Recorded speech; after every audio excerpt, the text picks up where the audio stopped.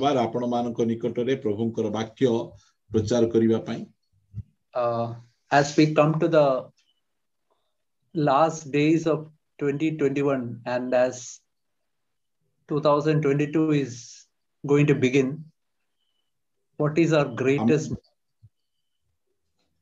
Okay आमाने 2021 रो आमाने शेष दिन मानकरे आमे अछु आमे आउ अल्प समय गले आमे 2022 रे आमे पदार्पण आमे करिबो आमे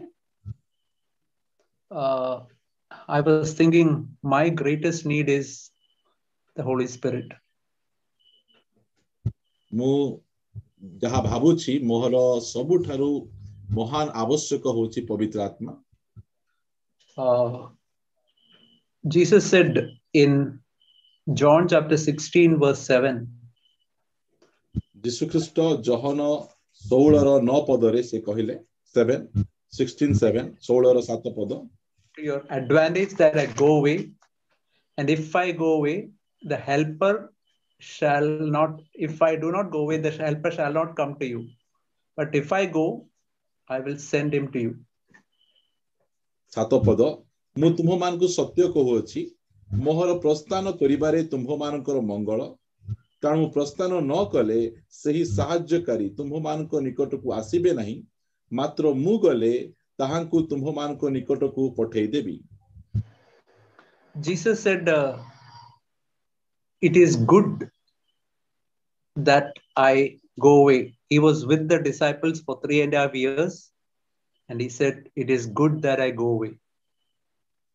यीशु ख्रीष्ट 3 वर्ष 6 मास से शिष्य मान को सहित रहिले आ से मान को कहउचंती मु एठु प्रस्थान करिबा ताहा तुम मान को निमंते मंगलर विषय अटे.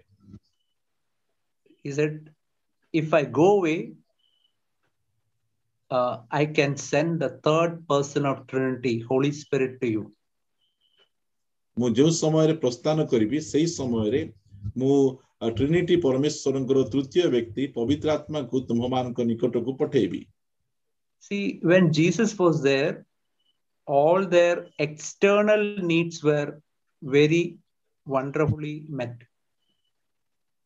जो समय रे यीशु ख्रीष्ट सेमानक मध्य रे थिले सेमानकर बाहिक आवश्यक गुडिक से पूर्ण करूथिले.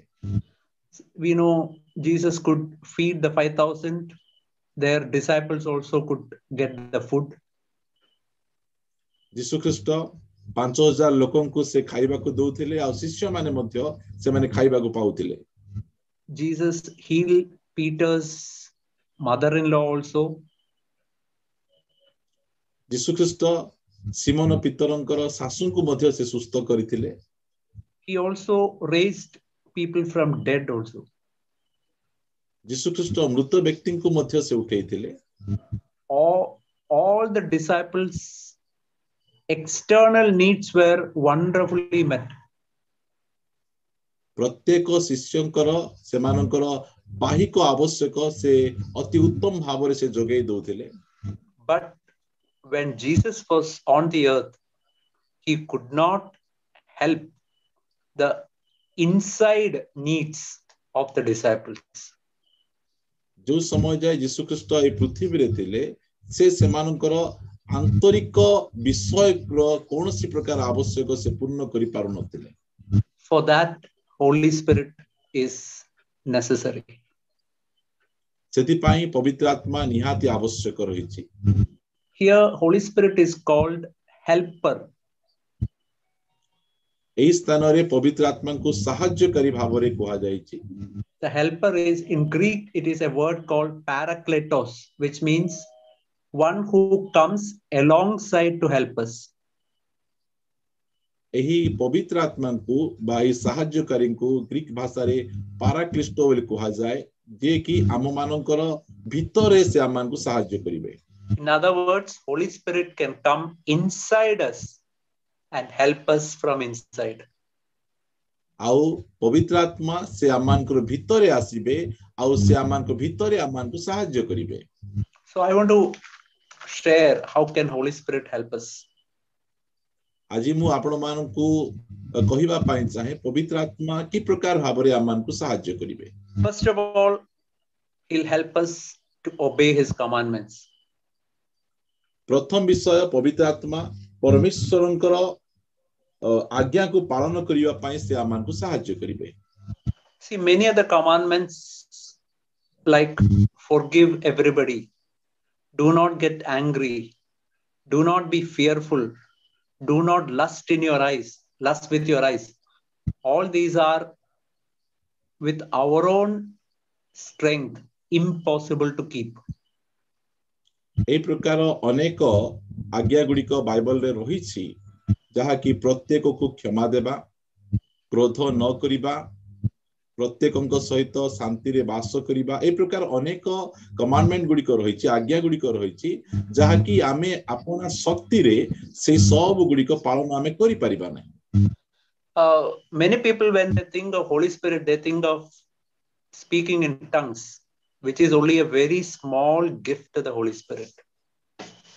अनेक क्रिश्चियन भाई भणी माने से माने भाबंती जे पवित्र आत्मा आसिले से केवल आमानकु परभाषा कहिबारो शक्ति देबे जहा कि पवित्र आत्मांकर सबुठारु छोट दान अटे ताहा.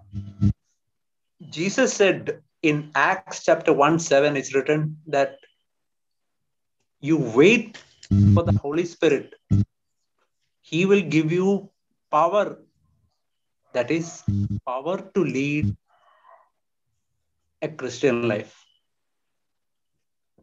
यीशु ख्रीष्ट प्रेरित 1 अध्याय 7 पद से कहिले तुमे पवित्र आत्मांक निमंते अपेक्षा करो, जो समय पवित्र आत्मा आसीबे से तुमान को शक्ति प्रदान करिवे जहा द्वारा कि तुमे गोटे क्रिश्चियन जीवन यापन करि परिबो. So we can see this verse in John chapter 14.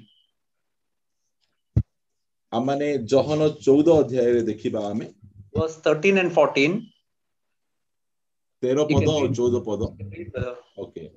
पुणी पिता जेपरी पुत्रंक ठारे महिमान्वित हुवंती एथि निमंते तुम्हे माने मो नाम रे जहा किछि मागिबो ताहा मु करिबी, जदि तुम्हे माने मो नाम रे कोनोसी विषय मते मागिबो मु ताहा करिबी, जदि तुम्हे माने मते प्रेम करो ताहाले मोहर आज्ञा सबु पालन करिबो. So here Jesus is telling, you ask anything in my name, I will do it. एई स्थान रे प्रभु यीशु ख्रीष्ट कहउचंती तुमे मो नाम रे तुमे जहा किछि मागिबो मु तमो निमंते ताहा करिबी. See, are we going to ask for God, Lord, give me a good job, God, give me nice house? Is that our greatest need? आमे एई स्थान रे परमेश्वर मते गोटे उत्तम चाकरी दियो, मते उत्तम घर दियो, एहा कोन आमानकर सबुठारु महान आवश्यक अटे कि? Our greatest need is none of these things. एई सबु विषय रे कोनोसी विषय मध्ये हमरो सबुठारु महान आवश्यकता नाही. Our greatest need is, we can see in verse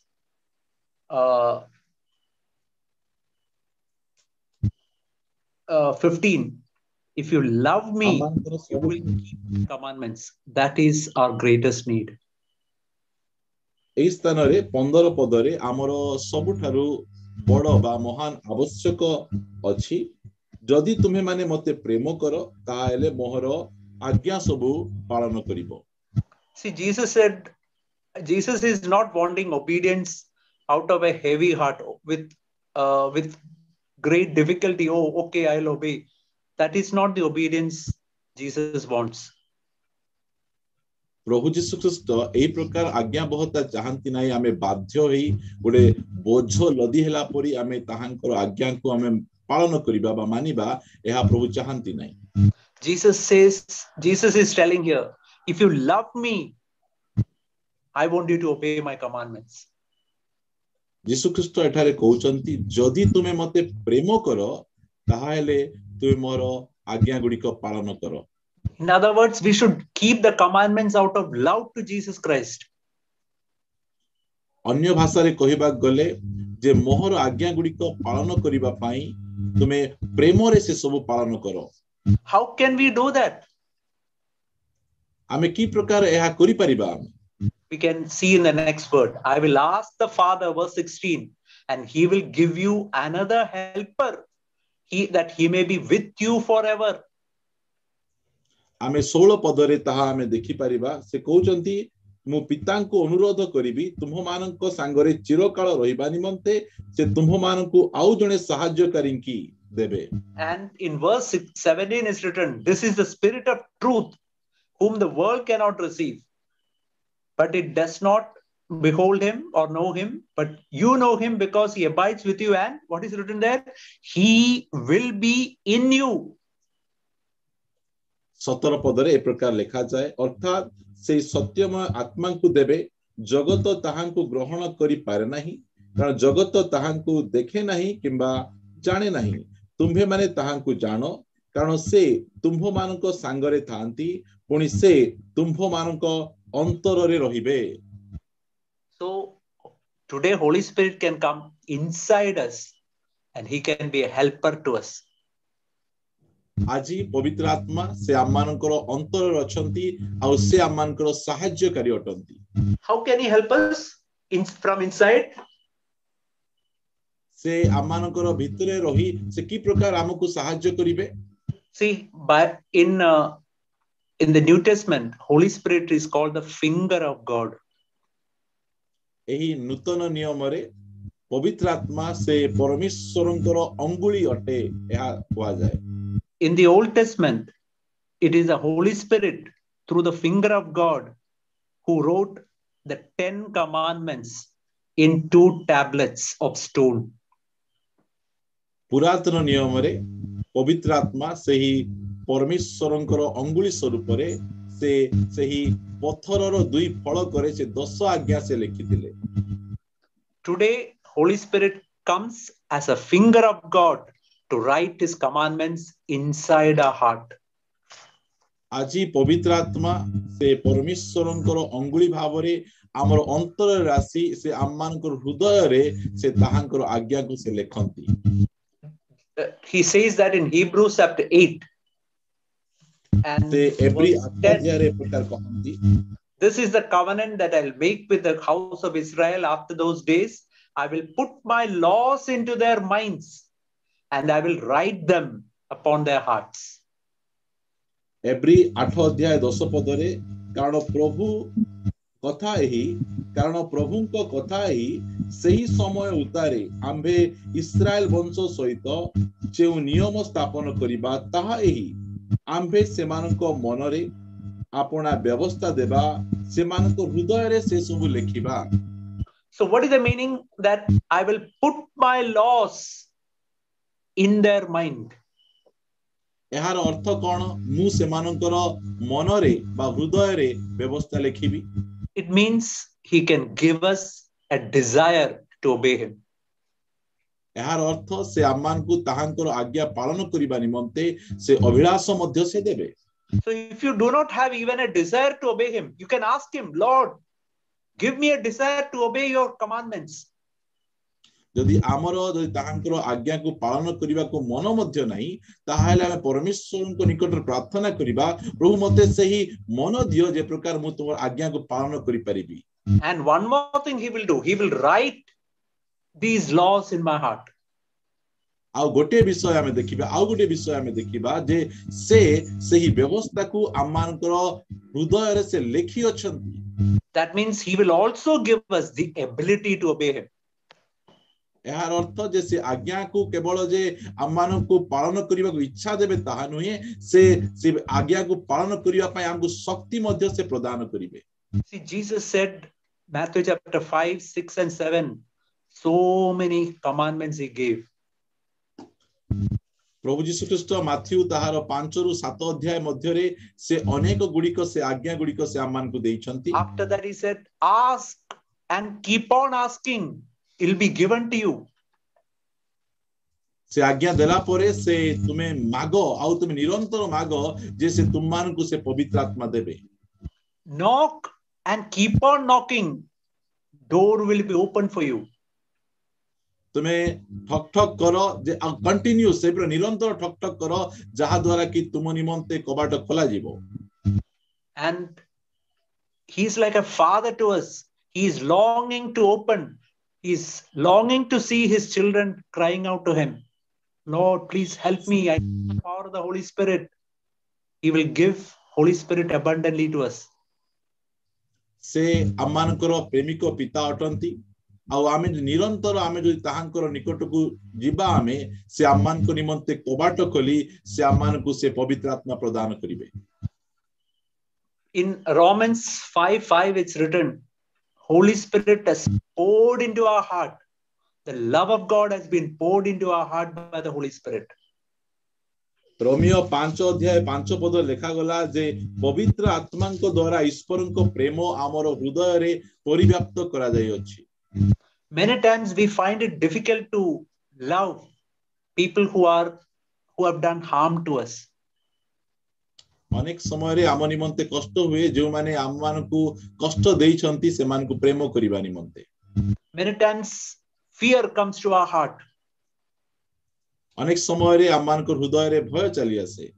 Many times anxiety can come to our heart. अनेक समय रे चिंता चली आसे हमर मन मध्य रे. Many times we find it difficult to love the Lord and love other people. अनेक समय रे हम कष्ट हुए परमेश्वर को प्रेम करिवा पई आ अन्य मान को प्रेम करिवा पई. Jesus said, you ask, I can pour God's love into our heart, into your heart. प्रभु कहंती तुमे मते मागो जहा द्वारा कि मु तुमर अंतर रे ईश्वरन को प्रेम को ढाली देबी. See, I want to show you this. This is the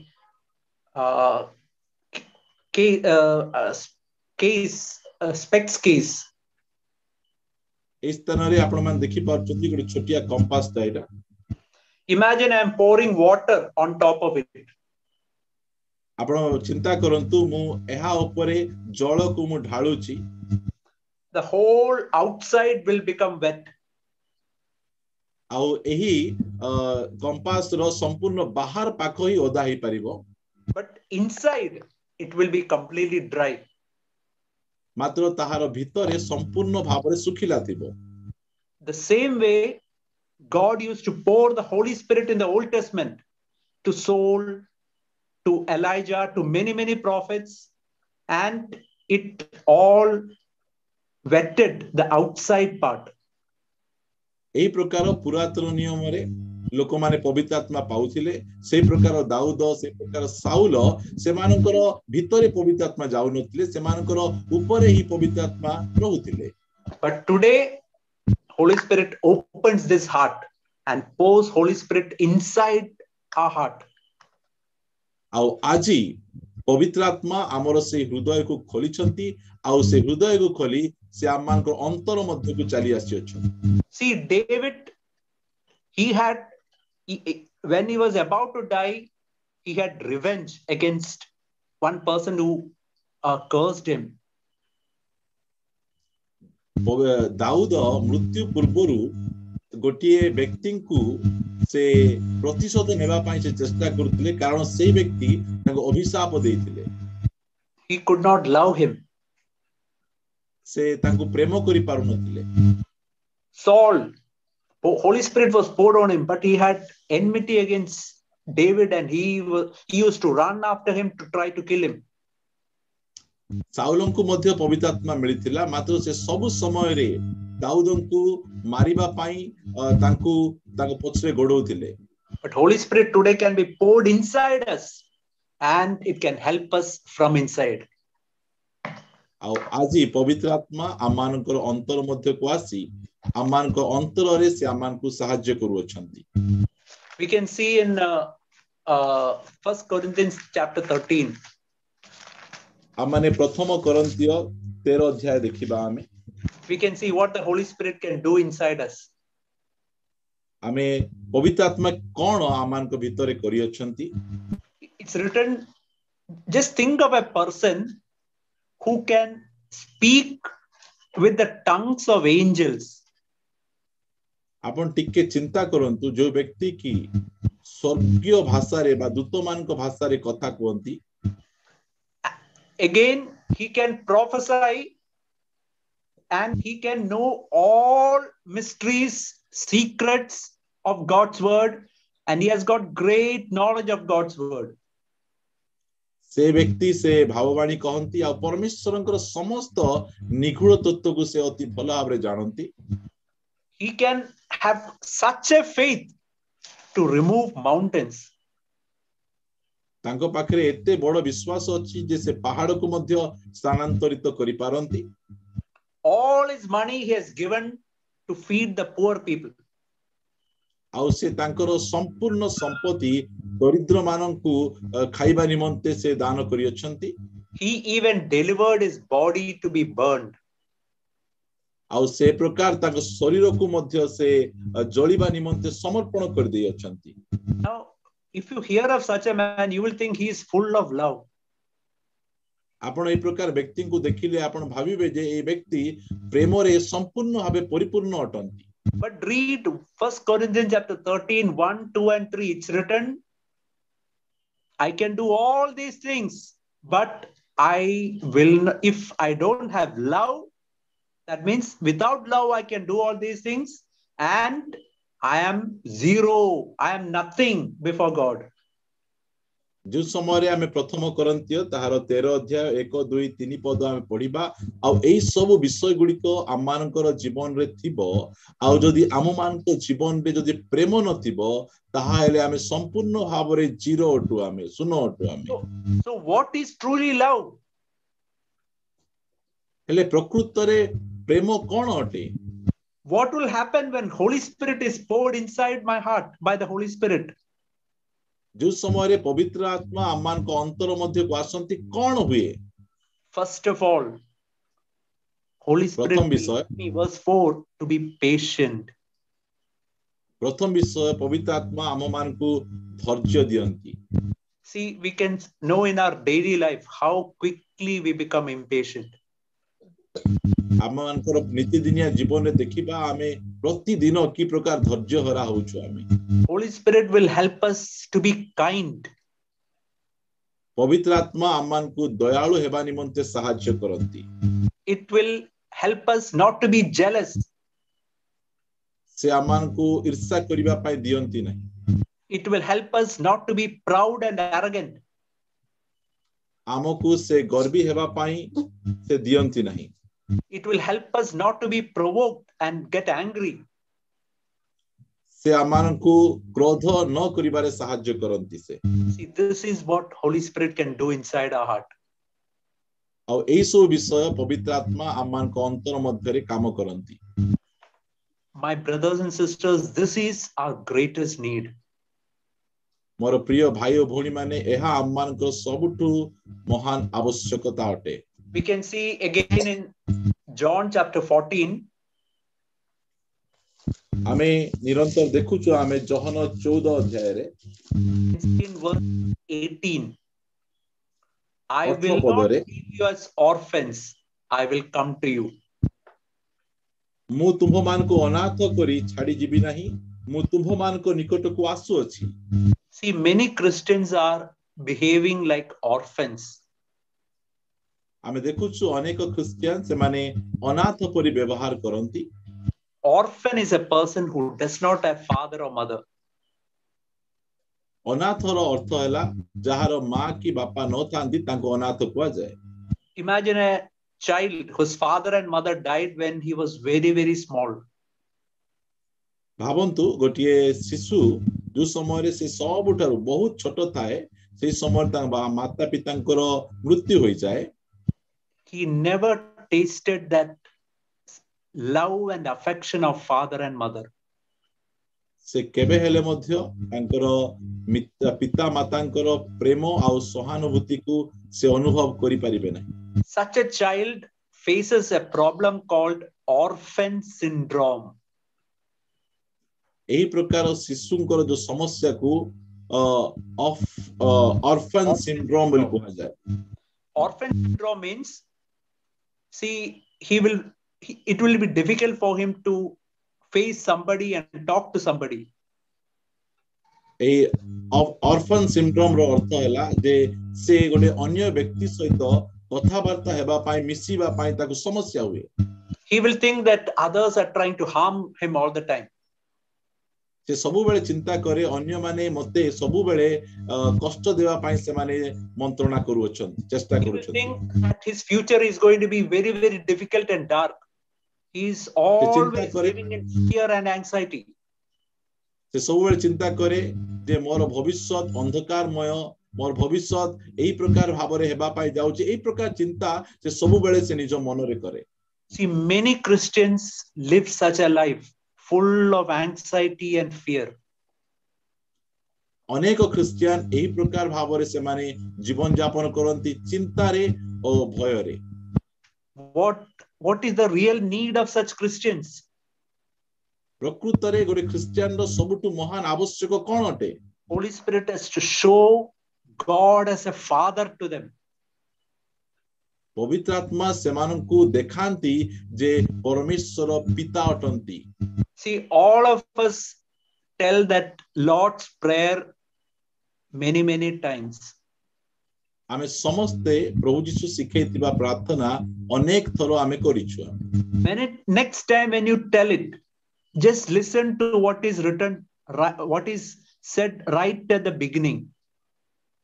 आमे नेक्स्ट टाइम आमे आउथर जतो बेले आमे प्रार्थना करिबा आमे एई प्रार्थना रो प्रथम धाडी रे कोन लेखा आइछि ताहा आमे ध्यान देबा. What is written at the beginning? Our Father who is in heaven. आरंभ रे कोन लेखा आइछि हे आमानकर स्वर्गस्थ पिता. That means God is not somebody who is great and so mighty. He is so mighty and so great. It's true. एहार अर्थ नाही जे परमेश्वर सर्वशक्तिमान आउ से बहुत बड़ अटंती. But this great mighty God is my Father. एहार अर्थ जे सेई महान आउ सर्वशक्तिमान परमेश्वर मोर पिता अटंती. He is in heaven. He is sitting on the throne. से स्वर्ग रे से सिंहासन रे बसी अछंती.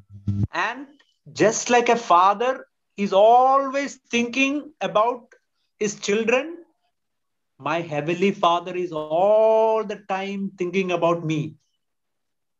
जो प्रकार पिता निजर छुआ निमंते सबु बेले चिंता करंती सेई प्रकार स्वर्गस्थ पिता मध्य आम निमंते सबु बेले चिंता करंती. You can see a father, sometimes a child may be 2 years old, 3 years old. The father may be depositing money in the bank so that when that child becomes 15 or 18 years, he can use that money for some educational purpose. गोटे पिता जो समय रे पुओ 2 वर्ष 3 वर्ष थाए से समय रे पिता से बैंक रे किछि टंका जमा करंती जहा द्वारा कि पुओ जो समय रे 18 कि 20 वर्ष होई जिवो से टंका को से व्यवहार करि परिबो. I want to tell you, our heavenly Father is thinking for us like that. मु आपण मान को कहिबा पाई चाहे आमान को स्वर्गीय पिता मध्य सही परी आमान को निमंते से चिंता करंती. We should come to a great security. Lord, I want to believe in you as a heavenly Father. आमे एई स्थान को आसीले आमे गोटे बहुत बड़ो आमे सुरक्षा पाई परिबा. He loves us so much and he cannot stop loving us. से आमान को बहुत परिमाण रे प्रेम करूछंती और से आमान को प्रेम करिबाटा केबे भी बंद करिवे नाही. God wants to pour out his love upon each one of us because we are his children. परमेश्वर प्रत्येक संतान संतति उपरे से आपना प्रेम को ढाली दिछंती कारण आमे तांकर संतान संतति अटु.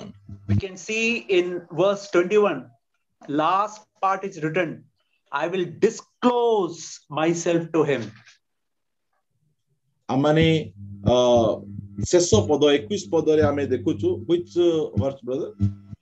Verse 21 last part, I will love him and I will, chapter 14 verse 21 last part, I will love him and I will reveal myself to him.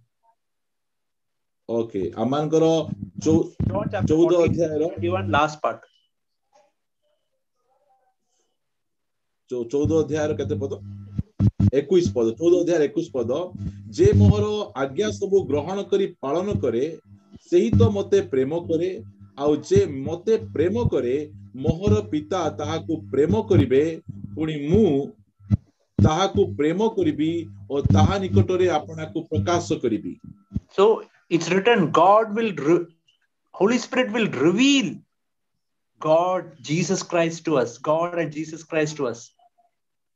आउ पवित्र आत्मा से आम माननकु पिता परमेश्वरनकु आउ प्रभु यीशु ख्रीष्टनकु से प्रकाश करिवे आम निकटरे.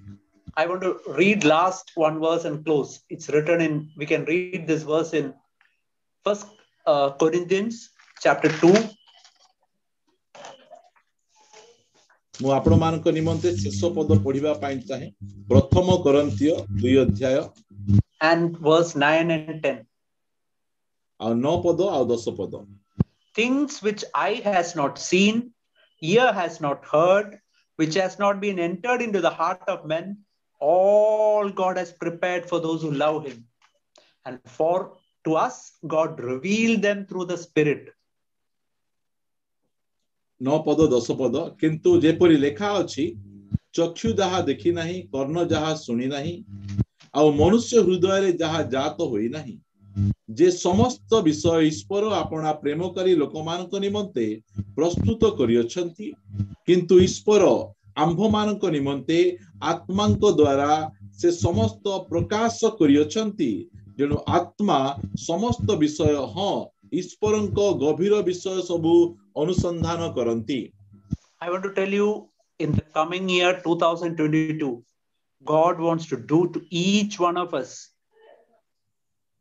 things which eyes has not seen, ears have not heard, and which has not entered into the heart of man. Such things Holy Spirit wants to do in the lives of each one of us. मु आपण मान को कहिबा पाइ चाहे ए जो 2022 वर्ष अमानकर आसु अछि. ए 2022 वर्ष रे प्रभु अमान को ए प्रकार विषय देबे जहा कि चक्षु देखि नाही, जहा कि कर्ण सुनि नाही, जहा कि मनुष्य हृदय रे जहा जात होई नाही, से पवित्र आत्मा को द्वारा से सब विषय गुडी को अमान को जणेबे और अमान को देबे. He wants to deliver us from many bad habits. से अमान को अनेक प्रकार खराब अभ्यास रु मुक्त करिवे. He wants to deliver us from fear and anxiety. से आम मान को भय आ चिंता रु मध्ये मुक्त करिवे. He wants to deliver us from discouragement. से आम मान को निराश रु मध्ये मुक्त करिवे. He wants to deliver us from anger and sexual sins. से आम मान को क्रोध और शारीरिक अभिलाष रु मध्ये मुक्त करिवे. I want to tell you, the hand of God is extended like this to each one of us. से परमेश्वर तांकर हस्त को आम मान को आड़ को से बढ़ाउ अछंती. Whatever be our condition, जहा भी आपण मानकर परिस्थिति थाउ, let us put our hand into his hand and said, Lord, help me, save me from this habit. आमे निजर हाथ को बढ़ाई तांको हाथ रे मिसई आमे कहिबा प्रभु मते एथिरु तुमे बाहर करो, मते सहाय्य करो. You know Isaiah 53 verse 1. आमे जानि चुकी जिसाय 53 रो 1. It's written, who has believed our message? किए आम संवाद को विश्वास करी अछि. To whom has the arm of the Lord been revealed? और कहा निकटरे सदा प्रभु को बाहु प्रकाशित होई अछि. God's arm is extended to us. परमेश्वर को बाहु आम आड़ को से बढ़ाई अछंती.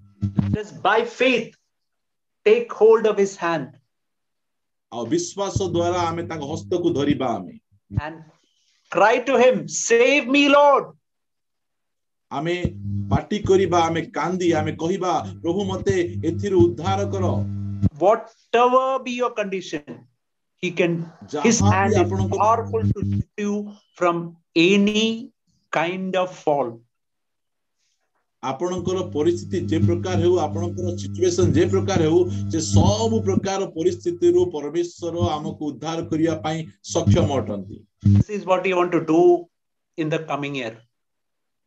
एहा